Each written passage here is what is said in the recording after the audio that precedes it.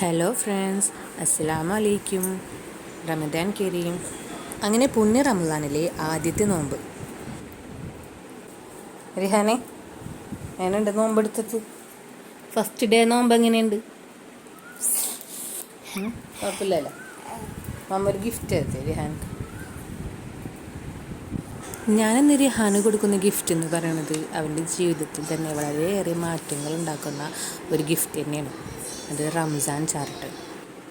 ഓരോ വക്തിലെ നിസ്കാരവും അതുപോലെ തന്നെ അവർ ഓതുന്ന ഖുർആനിൻ്റെ ഓരോ പേജും അവർക്ക് വളരെ ചിട്ടയോടുകൂടി തീർക്കാനായിട്ട് ഈ ഒരു ചാർട്ട് അവർ ഓരോ ദിവസത്തെ കാര്യങ്ങൾ, സുബഹി നിസ്കരിക്കണതും ളുഹർ നിസ്കരിക്കണതൊക്കെ, അത് ഒറ്റയ്ക്കാണോ നിസ്കരിക്കുന്നത്, ജമാഅത്തായിട്ടാണോ നിസ്കരിക്കണതെന്ന് ഇങ്ങനെ എഴുതണം.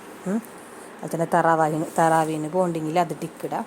ഖുർആനിൻ്റെ പേജ് എത്രയാണോ ഓതിയത്, ഇപ്പം നമ്മൾ കുറച്ച് ഓതി വെച്ചിട്ടില്ലേ, പിന്നെ അതുപോലെ ഓരോ നിസ്കാരം കഴിയുമ്പോഴും നമ്മൾ ഓതിയിട്ട് ലാസ്റ്റ് ഇഷാ കഴിഞ്ഞിട്ട് ഓതി നിർത്തുമല്ലോ, അതിൻ്റെ നമ്പർ ഇവിടെ ഇടുക കേട്ടോ.